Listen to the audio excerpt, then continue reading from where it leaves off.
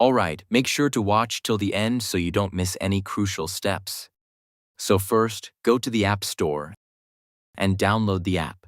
Once installed, open it and sign in to your NordVPN account. If you don't have one, you can create an account directly from the app or use the link in the description to sign up. Once you're in, you'll see NordVPN's user-friendly interface with a map-based design. You can tap on a country to connect to a server there, or if you want the fastest option, just tap the Quick Connect button. NordVPN will automatically choose the best server for you. But if you prefer more control, scroll through the Server tab. Here you can manually select a server from over 5,800 servers across 60 countries. Now, let's talk about specialty servers. NordVPN offers several options depending on your needs. If security is your priority, you can use Double VPN, which routes your connection through 2 different servers for extra protection. If you're in a country with heavy censorship, the obfuscated servers will help you bypass restrictions. There's also Onion over VPN, which adds the anonymity of the Tor browser on top of VPN encryption. And for those who need a VPN for torrenting, NordVPN provides P2P servers specifically optimized for file sharing.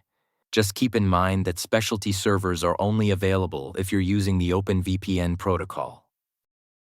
To optimize performance, go to Settings, tap the profile icon in the bottom right corner.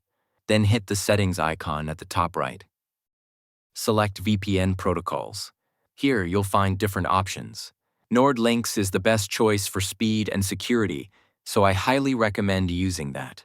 There's also OpenVPN, which provides strong security with different connection methods. If you don't need specialty servers, stick with NordLynx for the best performance. NordVPN also comes with some extra security features. The threat protection feature blocks ads and malicious websites while you browse. And the dark web monitor alerts you if your credentials are leaked online. If you want to add an extra layer of security to your account, you can enable multi-factor authentication. These features run in the background and don't interfere with your browsing, so it's a good idea to keep them turned on.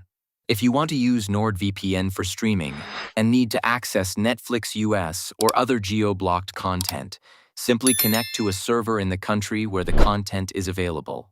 For a better experience, try choosing a server closer to your actual location. This will help improve your connection speed while keeping your data protected.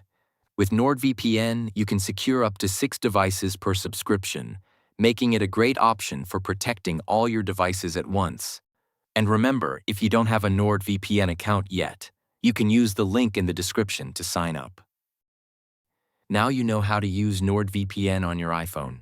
If you found this video helpful, make sure to give it a thumbs up and subscribe for more tech tutorials.